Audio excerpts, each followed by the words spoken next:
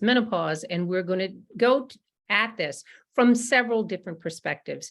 We have Dr. Carrie Karvonen-Gutierrez, who is an associate professor of epidemiology. So she is the person who actually follows information about women and by their ethnicities as they experience menopause. We have the one, the only Omisade Burney-Scott, who is, let me just say, for those of you who think I am underdressed, I'm going to show you right here for a moment what I have on. She is the cause celeb for menopause and the face. Many of you have seen her and followed her. She is the creator and host of Black Girl's Guide to Menopause. And lastly, but certainly not least, my dear friend, Dr. Gloria Richard-Davis, who is also a professor of reproductive endocrinology at the University of Arkansas. So we're going to talk about this from the perspective of an epidemiologist, a reproductive endocrinologist who has treated women with menopause and particularly has interest in women of color, and also from someone, Omisade, who is our representative for all women and all people of color, no matter how they experience menopause and what perspective they come from. So with that, I want to just give you a couple of things to get started. And the first is to level set for you, because not everyone may understand what we're talking about when we're talking about menopause. And for the purposes of this discussion, we're going to talk about sort of two phases that may be used interchangeably. The first is the menopausal transition, or perimenopause, which is that phase of life that women and people with uteruses and ovaries tend to enter, usually in their late 30s, early 40s. And that transition, which inevitably leads to menopause, will happen for everyone. The average age that happens is usually somewhere about 51 to 52 years of age. Now, the one thing that I want everyone to understand is that as we talk about these things and symptoms, they don't start just when menopause starts. A lot of the symptoms that we're going to talk about and the issues that we're going to talk about start pretty early on in that menopausal transition. Now, and here's something I want everyone to understand too, is that menopause and the state of menopause has to do with it starts with your last menstrual period, and it is confirmed by having had 12 months of no additional bleeding. So when we talk about menopause, I want you to understand that every person born with ovaries and uterus, whether you have symptoms or not, will go through menopause. And that's why this topic is so important, because there is no one who is going to escape this phase of life. And one of the things I think is very important now that we are getting into sort of the meat of this, to figure out how does this experience of transitioning from the perimenopausal years to menopause and beyond, how does that vary by race, by ethnicity, and even by cultural experience? So with that, I would like to go to, first off, to each of you very quickly, just to tell me how you got interested in this particular aspect of menopause. And let's start with Dr. Karvonen-Gutierrez. Thanks, Sharon. When I came out of my first master's program in epidemiology, I was really interested in studying women's health. But at the time, so much of the training in public health in the women's health arena was focused on maternal and child health. And I was really interested in women's health more broadly, understanding the variability in a woman's experience with interactions of her own health outside of her reproductive life. And from there became very interested in critical windows of vulnerability in terms of risk of chronic diseases. And maybe we'll get some time to talk about it, but the menopause and the menopausal transition and one's experience related to that is a period of rapid change in endocrinology, as well as many other facets, which has our research has shown is able to change kind of that risk profile. And so the menopause transition became very interesting to me as a model of rapid change, as well as a vulnerable window in women's lives that we could think about intervening upon in terms of starting preventative measures earlier, doing screening earlier, so that we could capitalize on our understanding of these life processes to improve health as women continue to move through their life course. Okay. Omi, can you tell us how you came to the space? Absolutely, and thank you so much, Sharon. If I'm honest, I came to the space around menopause as a result of taking a sabbatical from social justice work. I've been doing social justice work and working in nonprofits since 1995. And during this time off that I took in 2019, I decided that I wanted to have conversations with Black women about how they're navigating getting older, how they're navigating change. And invariably, the conversation started to center around menopause and aging. But I think, honestly, part of the preconditions for me to pick this up as a part of a sabbatical is because I've been a reproductive justice advocate for about 15 years. And so that's looked like me providing training support around reproductive justice 101, doing some advocacy work, some policy work at the state and the federal level around different administrative policies related to RJ. And so it just was kind of baked in and hardwired, and was like an easy kind of connective tissue between what is the story that we tell ourselves as Black women as we get older and our understanding of our bodies, and then how does this connect to reproductive justice and women's health and health equity. So the Black Girls Guide just became an easy platform to center our voices and our stories. And I also see it as a pathway or an on-ramp to advocacy and policy change. Okay.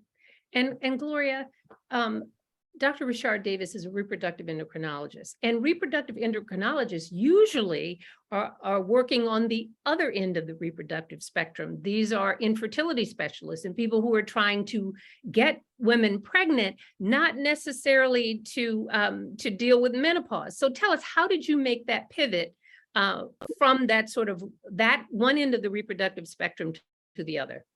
You're absolutely correct.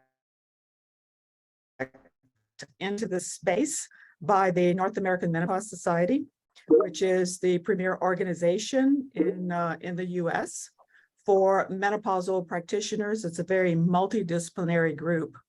And one of the things that I think was recognized is that void of really focusing on women of color within that space.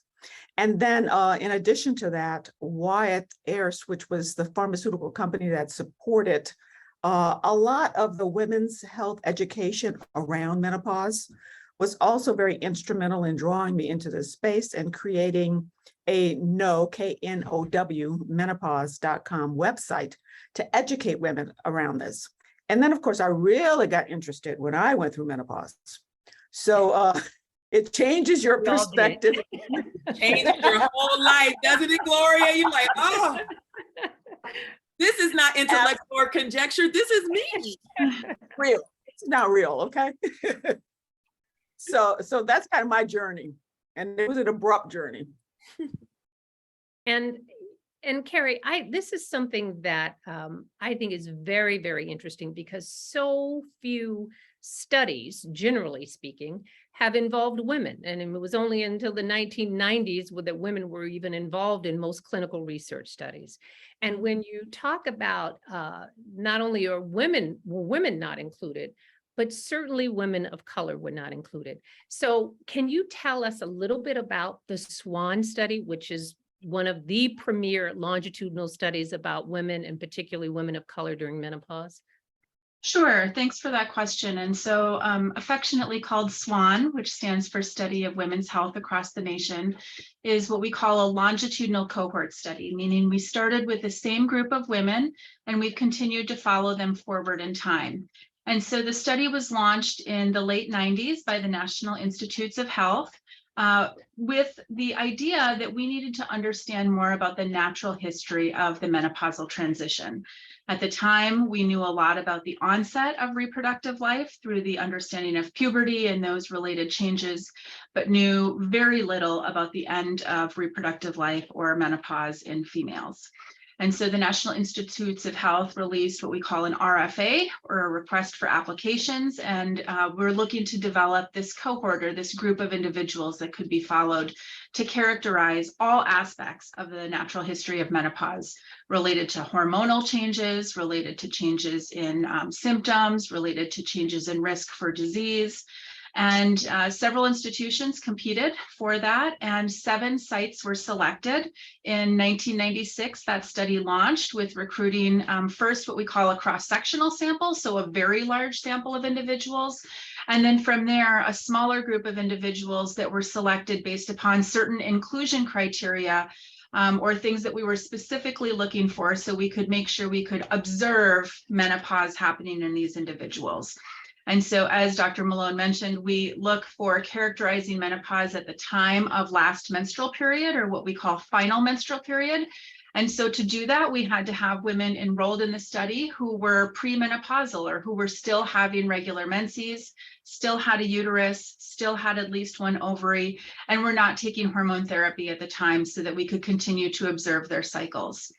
That study was launched in 1996, so it's been over 25 years now since we've continued to follow those women. At the start, the study was about 3,000 women, 3,300 women or so. And specifically baked into the design of that study was to enhance our understanding of the natural history of menopause, not only broadly, but in specific race ethnic groups, so that we could look at some of these differences. So of the 7 clinical sites in SWAN, each site recruited a white population and then a non-white comparative population. And so 4 of those sites included white women and Black women. 1 site recruited white women and Hispanic women. 1 site recruited white and Japanese, and then the final site, white and Chinese women. Those sites include Newark, New Jersey, Pittsburgh, Pennsylvania, Boston, Massachusetts, Detroit area, Michigan, Chicago, Illinois, Los Angeles, California, and Oakland, California. Those women have now been followed nearly annually for a whole variety of information about questionnaires, regular in-clinic visits where we measure things like blood pressure and bone density and so forth. And then also, of course, for a variety of symptoms related to menopause. Our women are now making the transition into what we would consider late adulthood. So they're now post-menopausal. And so we're able to understand how the impact of their midlife and their menopausal transition might impact their later life health outcomes. One important piece to note about SWAN, if you were thinking through the sites and going on a map in your brain about the sites that are represented in SWAN, is that SWAN does not have any sites in the southeast part of the United States. And that is something to consider, of course, as we know that the demographics of the country vary by geography, as well as risk profiles for several important disease outcomes. And so that is a limitation of SWAN, but as Dr. Malone mentioned, SWAN has a very large database with multiple time points per person to be able to understand this characterization of the menopause transition. Right. And here's one of the points that I really want to make about this, is that this study was started in 1996. Mm-hmm. Which really was not that long ago, that we are even trying to understand what the experience of menopause is, which is amazing considering the fact that half of the population has and will continue to go through menopause. And we in the medical profession didn't really have a real solid grasp of what that transition was like. I want to ask Dr. Richard-Davis, because you just recently published a paper in the Journal of the North American Menopause Society that actually highlighted some of the differences of the menopausal transition in African American women versus majority women. Can you give us a little bit of the findings? Absolutely. The high level perspective. A lot of the data does come from SWAN because it is one of the longitudinal studies that has a lot of information. And some of the key things that were evident is that Black women as a whole, we experience menopause earlier. So as much as a year. And then when you look at the symptomatology that we have, the hot flushes, night sweats, memory loss, et cetera, those symptoms are a lot longer and more intense in women of color than they are in other racial or ethnic groups. And even the way that we perceive our attitude toward menopause, we talk about resilience a lot, and we tend to take a lot of things in stride. So we don't necessarily acknowledge or complain a lot about the symptomatology. So we talk to our sister groups, right? We talk to our sister groups, but we don't necessarily seek information from healthcare providers. And when you look at, for example, the treatment trends that we see, Black women are offered treatment far less than white women. And it's probably a combination of things. It's a combination of the fact that we don't necessarily bring this forth, and providers don't necessarily ask us about it. And then there's the other complexity, and that is, like with any other condition, Black women are often not listened to. We're not seen, we're not heard. And so even if we go in seeking help, we're less likely to get help. So all of those things really describes the experience that Black women have with menopause. Right. And let's just take that in for a minute. Black women tend to enter menopause earlier, have more severe symptoms that last longer, but the end result of that is that they are least likely to bring it up with the healthcare provider, least likely to be seen or heard and actually prescribed medication when this issue is brought up. And even when that prescription is given, they are only half as likely to take it when they go home because of all these other things. Now, I want to talk to Omi here for a minute, because as we define menopause, it's a biological process. But we in the medical profession have got to really learn to be more inclusive about the experience of menopause. So tell me, how can you help us sort of include, when we have this conversation, that we are just not speaking from a heteronormative perspective, that we are including everyone in this conversation? I really appreciate this question, Sharon. And, you and I have had this conversation several times. Part of the thing that we're seeing right now in the last, I don't know, maybe 3 to 5 years is this huge uptick in conversation about menopause. And Gloria knows this and Carrie knows this. There have been folk who've been researching menopause and talking about menopause long before we are in this kind of really interesting cultural watershed moment. I think we're in this moment certainly because a lot of people who are in my generational footprint, who are Gen Xers, are experiencing menopause. And I think that Gen X, we are that generation of folk who will try to figure it out. We are kind of that generational middle child between boomers and millennials. We were the first latchkey kids. We were the kids who came home from school and took off our school clothes and put on our play clothes and got our homework done and ate a snack and went outside and then came back in the house and then heated up the dinner, ate their dinner, washed the dishes and went to bed. So we are used to driving a lot of our own learning.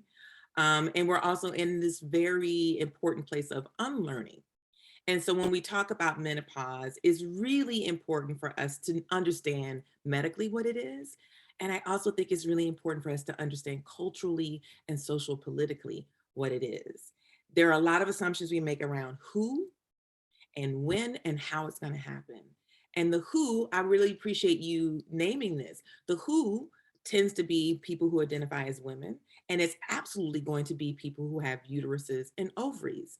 But then when you start as a provider understanding that the people who are seeking you out for care, for support, for diagnoses, for treatment, you can't make an assumption based on what you see of who that person is and how they identify. You can't even make that assumption around race and ethnicity, because you might be looking at somebody who is Afro-Latina, who is also genderqueer, who also identifies as gender expansive. You won't know that as a provider if you don't ask the question. And so how do you start to bake into your intake? How do you start to bake into your appointments? How do you start to bake into your knowledge building who your patients are? Like, where does that curiosity take you to not only be very clear about who you're treating, but also how this might impact their symptoms? And so this paper that Gloria put in the Menopause Journal, the information that's from SWAN, when we talk about the intensity of experiences, the elongated experience with menopausal symptoms that we all are familiar with, I like to ask from a reproductive justice advocacy standpoint, and why is that? Why is it happening earlier? Why is it more intense? Why does it last longer? Why are we not inclined to ask for support? Why are we not believed when we do ask for support? And so when we talk about inclusivity, when we talk about bias, when we talk about health disparities, when we unpack that, we're talking about racism and white supremacy and patriarchy and heteronormativity. And so part of the work that we need to do is to continue to elevate and educate all of us, the individuals who will be experiencing menopause, the practitioners who are providing support for that, our lawmakers, the researchers, epidemiologists. We need more intersectional research to understand the varying degrees of experiences inside of these ethnicities. I didn't hear Indigenous women lifted up as a part of SWAN. And I was also curious, as a 7th generation North Carolinian, why there was no Southern information baked in there. Because to be sure, how I show up in the world as a Black, Southern, cis hetero woman definitely has impacted my menopause experience, my understanding of my own body, the messages I have received around the type of care I can expect or ask for. And I am not an anomaly in that regard, but I am an anomaly in the regard that I push. I'm a pusher because I do advocacy work. And I don't know if that answers the question fully, but I think that the more we invest in who are you and giving people all of the space they need to say, I identify this way and this is what I'm experiencing, because they're the expert of their own identity and they're the expert of their own body. They're coming to you because they need support around what's happening.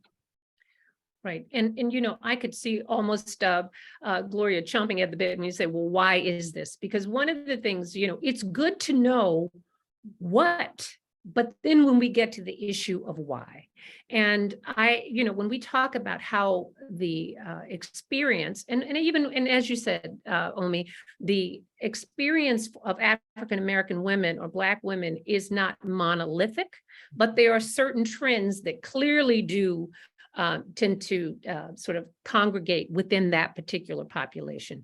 And Gloria, I would like for you to take a couple of minutes to explain why these differences may exist. Why Black women have more severe, more symptoms that we just talked about. So one of the things that Ami mentioned is racism, right? I mean, when we look at, I was astounded, there was an article I was reading that was looking at the telomeres, our DNA, and there's a protective cap on our DNA, on our chromosomes, that really is a sort of surrogate measure of aging. And for Black women, it suggests that we are about 7 years older chronologically than we are biologically. And why is that? I mean, a lot of the recent research looks at terms like allostatic load, weathering, that relates to our environment and the toxicity in our environment that affects us on a daily basis. And so I think that contributes significantly to what is happening to Black women, why we're entering menopause early, why we have more significant symptomatology, because stress accelerates, right? It exacerbates all of those things. And so things that we can do to mitigate against that would certainly be helpful in our everyday lives, whatever that might be, whether it's yoga or breathing, whatever is your key, right, to getting back internally and being able to find some solace. because we just can't let that continue to damage us, because that's what it's doing. Right. I agree wholeheartedly. And Carrie, this is something that, a distinction that I want to make for our listeners, the difference between an epidemiological study and a study, an interventional study, where you are trying to figure out whether one thing works or it doesn't work. And when you say studies, and particularly when you say participate in a study, when you're talking to Black people, that immediately creates, I guess our awareness goes up, and it is hard to recruit African-American because of this history with studies in this country. So tell me, what is the strategy that you think that we can get African-American women to participate in studies so we can perhaps get some of the answers and some of the solutions to the issues that we face? Yeah, it's a great question, Sharon, and I appreciate it. And it's something that my team and I think about and talk about and strategize every single day. When the study was first launched, there was great attention paid to making sure that we recruited a sample that was what we called population-based, meaning we didn't just want all comers. We wanted folks who represented the general population so that our estimates and our metrics did not just reflect a single group of people or an isolated group of individuals, but really reflected the entire community. And so at the time that the study was first launched, it involved door-to-door invitation with participants. It involved a team that was made up of individuals from the community.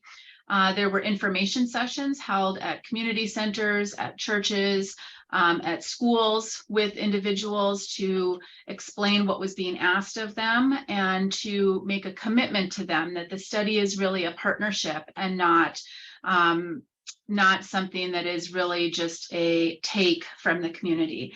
And I'm happy to say that our study has really, I think, over the years continued to excel at that. As you mentioned, we are an epidemiologic study, which means that for the purposes of this study, this type of study, we are following individuals forward in time, but we are not intervening upon them. We are not giving them any investigational drugs or treatments or anything. We are asking them for the opportunity and the gift to be a window into their aging process as they go through it.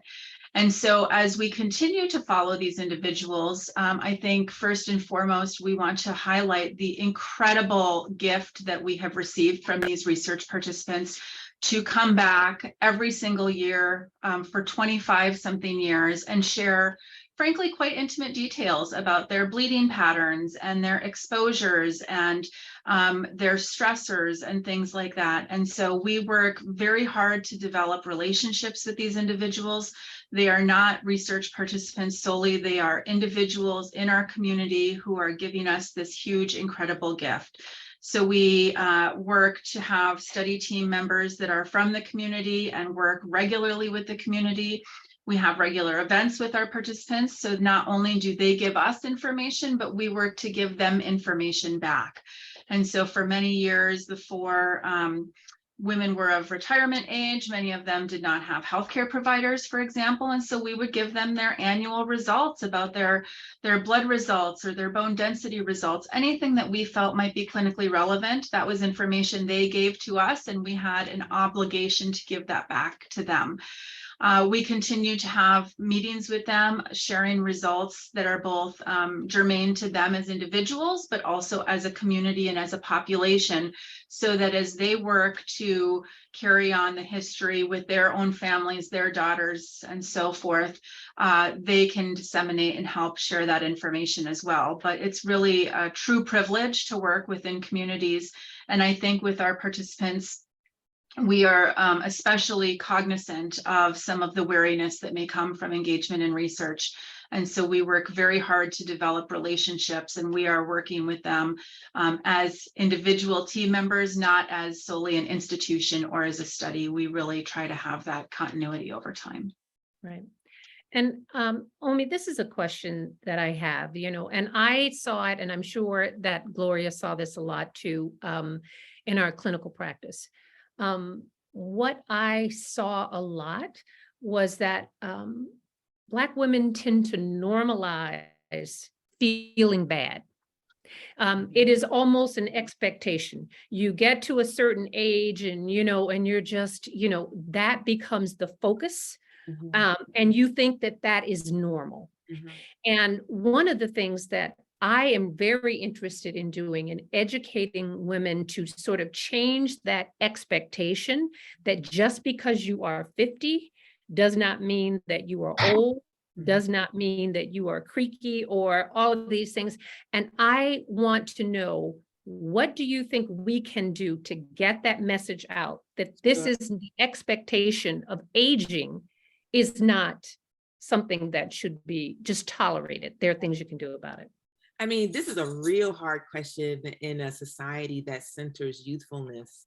Like, we are so youth focused in our country, in our society, in our culture. So when you like add in the layer of what has been the experience of Black women in this country, we've never actually felt like we had body sovereignty in this country since our relationship in this country began, right? So if you take that into consideration, we've normalized fatigue, we have normalized grief, rage, we have normalized pain.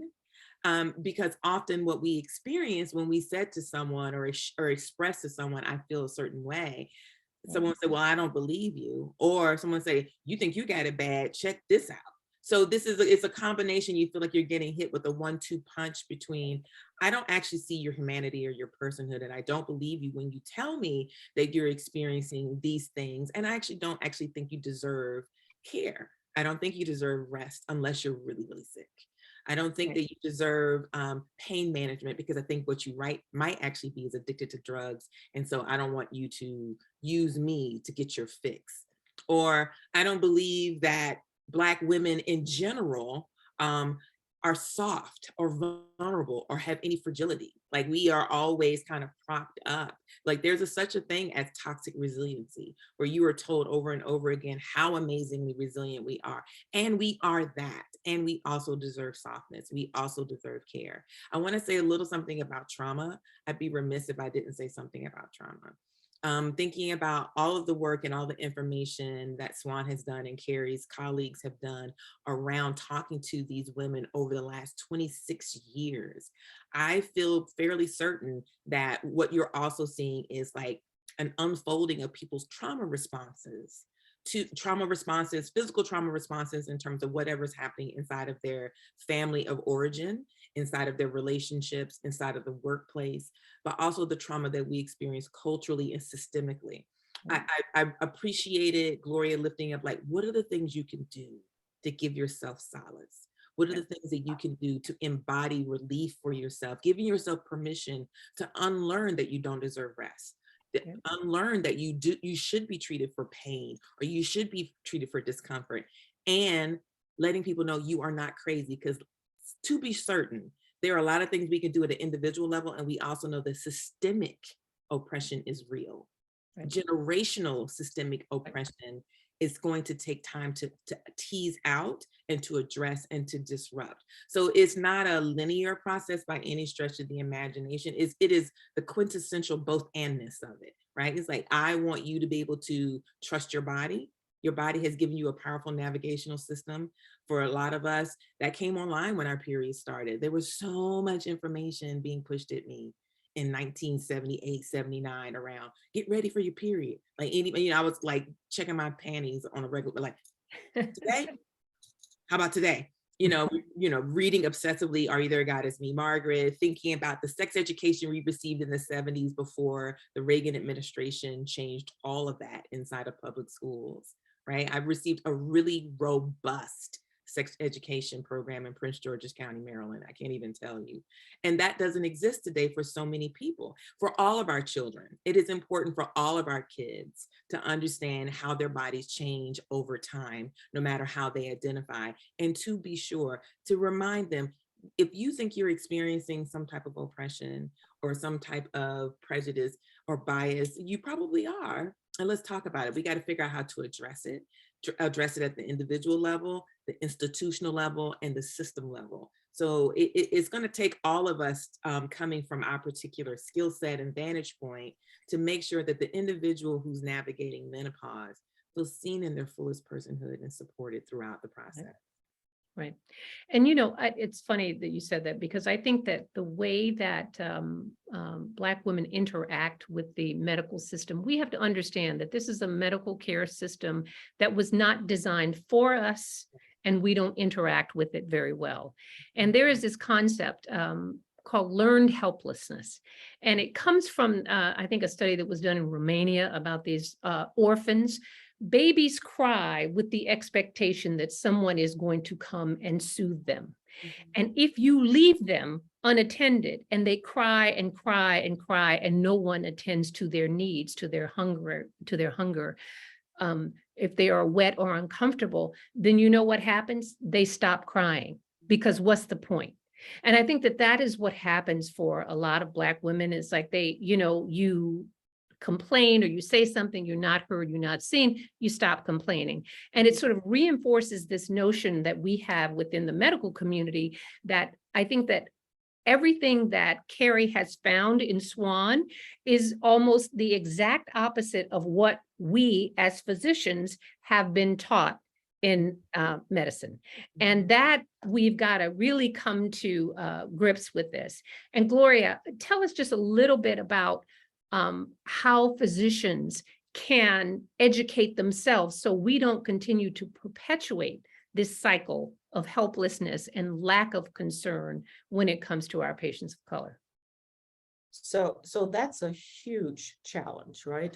Because when we talk about all of the chronic conditions, for example, maternal mortality, the CDC has launched a full-fledged campaign just around hear her, trying to get physicians to listen to patients. And so we really need to have that across the board. We have been working on modules to address implicit bias, to address cultural humility, and we're struggling, right, with where to insert that. We are talking about health equity, integrated into our curriculum, our educational system from the beginning, so that we can hopefully influence the younger physicians, but we have to be able to influence those physicians who are out here as well. And so we're having a lot of conversations saying, we need this to be part of our certification process, right? The American Board of OBGYN has integrated that as part of the training for board examiners. That really needs to be part of our certification, period, because there's no way that otherwise you're going to get physicians who are already in practice to really engage in that. The ones who are sensitive to this issue, they're already doing what's necessary.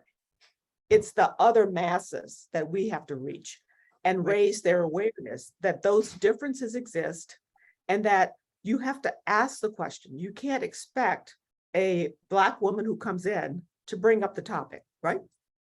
So why can't you? We talk about ask about sex, ask about these things, right? We have to raise awareness and insist that they incorporate that conversation into their visits. Right, because see, Gloria and I are of the same era, and we both know for a fact that menopause care and education was not something that we were even really taught about during our residency. And so everything that we have had to learn and sort of practice and to be able to use with our patients, we have had to actively seek this out. And if this doesn't disturb you, I don't know what will, but only about 20% of OBGYNs in this country feel comfortable treating the symptoms of menopause. Only about 7 or 8% of residents currently feel as if they have gotten adequate training.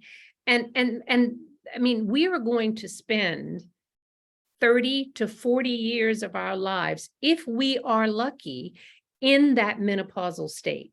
And so one of the things that I don't want to end this without saying is to talk about, you know, we all sort of understand the hot flashes and the sleeplessness and the mood swings, but Gloria, can you tell us some of the long-term health implications of menopause and why this is important to treat it. Absolutely. You know, the symptomatology, the things that are bothersome to us is not, that's like the tip of the iceberg, right? When you start to look at cardiovascular disease, it is dramatically different postmenopausal when we lose that estrogen, the accelerated rate of cardiovascular disease. We have heart attacks at the same rate as men after menopause if we are not treated. We lose bone mass 2 to 3% per year. We lose collagen. So the wrinkling and everything else that occurs, 2 to 3% of the collagen we lose every year. When you start to look at our sexuality, right? We have vaginal dryness, we've got thinning of the vaginal mucosa, pain with intercourse, the longer you are postmenopausal without treatment. And all of those things can be addressed and should be addressed early on. Because as you said, we're spending a third to a half of our lives postmenopause. And if Black women are entering menopause almost a decade earlier, right, then we need to make sure that we are proactive in addressing those concerns. Right.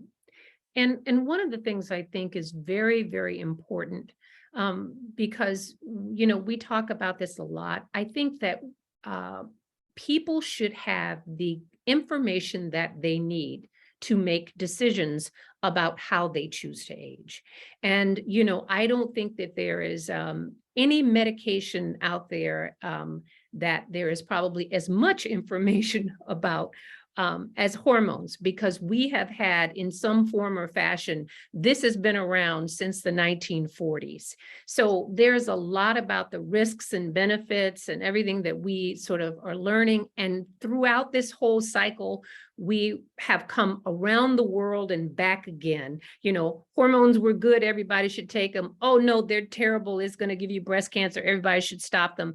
And we are right back to where we started when Gloria and I started training, which understanding that hormones are not for everybody, but there are real lifetime implications of hormones or not hormones. And I think particularly when you talk about Black women, if you say that, and particularly when we talk about hot flashes and sleeplessness, those are also independent risk factors for developing cardiovascular disease. So the more of those you have, the more of heart disease you're going to get. Also, the earlier you experience menopause, the longer you have to also accumulate some of these ill effects of the lack of estrogen.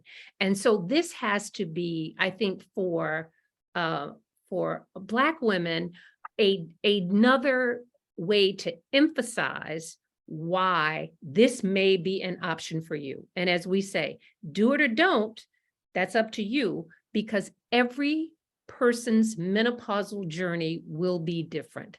There are people that are going to have lots of symptoms. There are people that will have no symptoms. And we have to be able to accommodate and to advise appropriately in that, however that person is bringing whatever their life experience is to this menopausal journey. And I'm going to get to some questions before we end up, because we could go all day, and I know we could.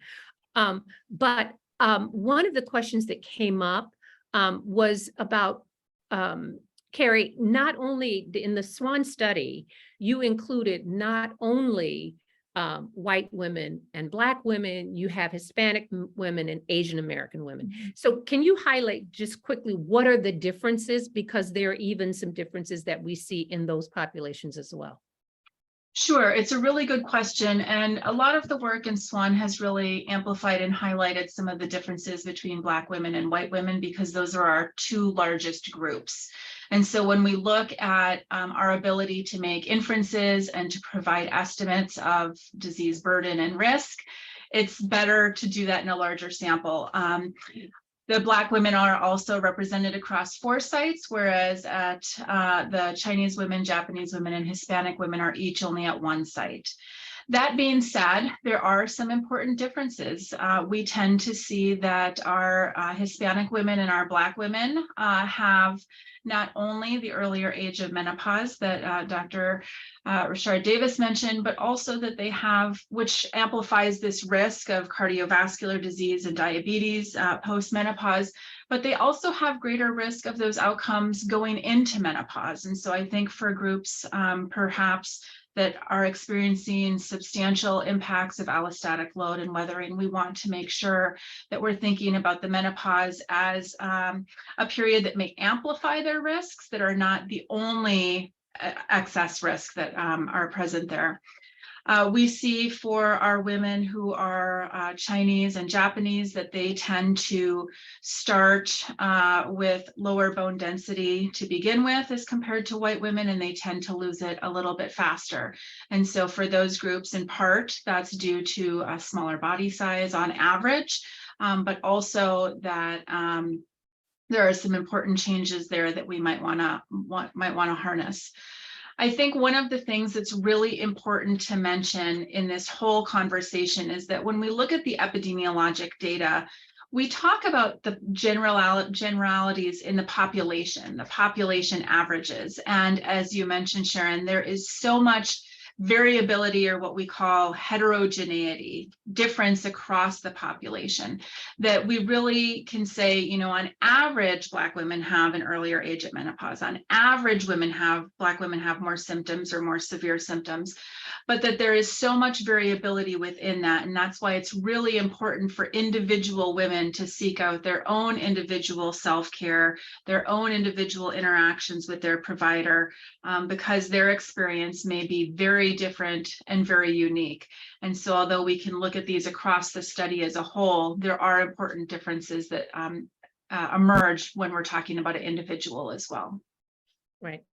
And we're gonna do two more questions before we go, because Gloria, I want you to speak to this, and particularly the thing that comes up, if I had to say the number one reason why people avoid estrogen, and even the conversation about estrogen, is always about breast cancer and the fear that estrogen is somehow going to increase their risk of breast cancer. Can you speak to that, please? Yes. When you look at the risk of breast cancer, cancer in general increases as we age. So whether you take hormones or not, as we age, we have modifications of our cells that become precancerous and then cancerous. Our immune system doesn't work as well as we age, and so those cancer cells are allowed to grow. So that's the key, is baseline rates are higher as we age.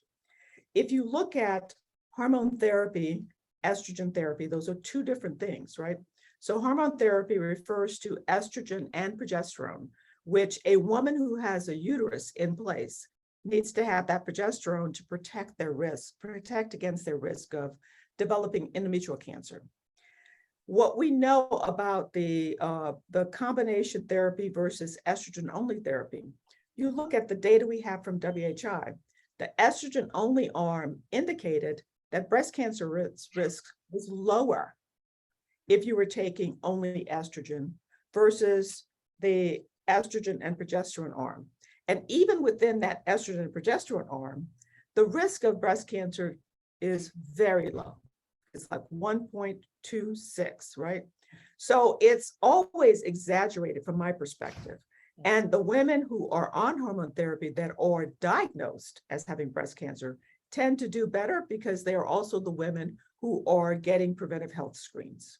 Mm-hmm. So I don't want people to be scared away from using something that can be very beneficial to them, right, for what is low risk. And here's something that I think is particularly relevant when it comes to Black women. We know that Black women disproportionately have a higher rate of hysterectomies because we have a higher risk of fibroids.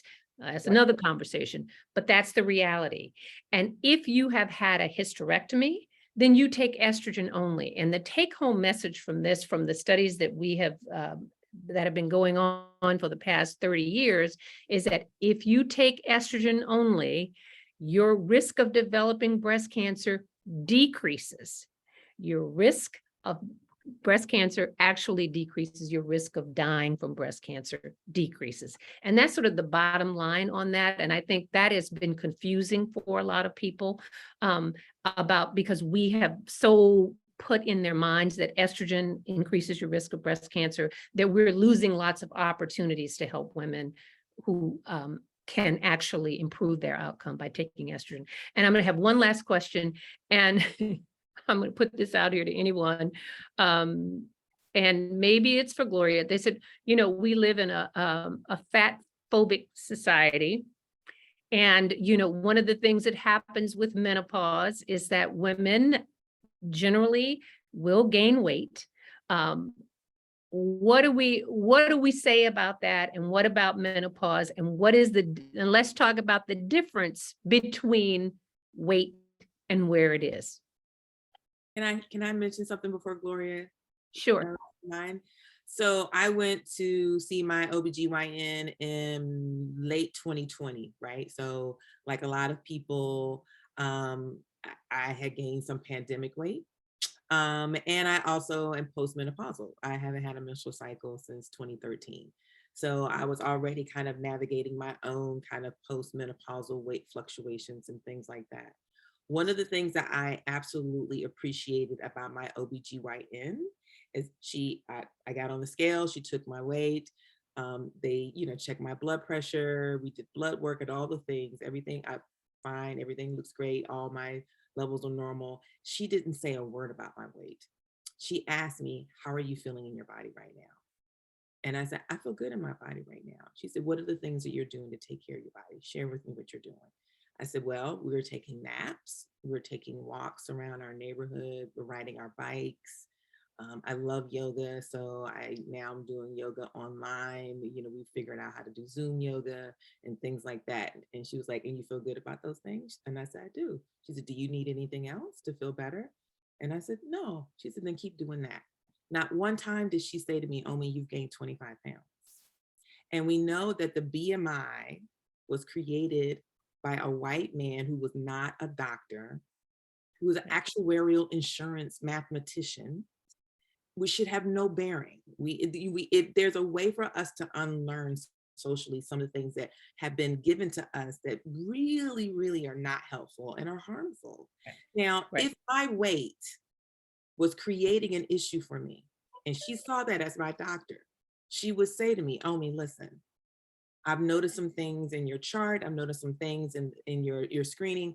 Let's talk about what are some things that you can do to adjust this. And weight might be included in that, but never have I ever had my OBGYN say to me, Omi, you're getting kind of thick, and juicy. You need to do something about that.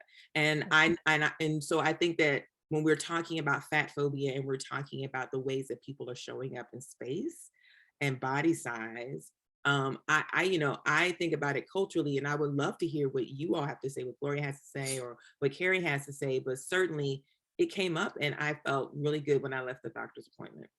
Right. And you know what, and we might have to leave it there, but the one thing that I will say before I give it back to Donna is that where the weight is matters. Okay. And it matters whether or not if you gain weight in your hips and thighs, that's a very different risk profile than if you gain it around your middle. Mm-hmm. And that's one of the things that's associated with menopause, not actually the amount of weight gained, but where that weight goes. Mm-hmm. And that is sort of important and an independent risk factor.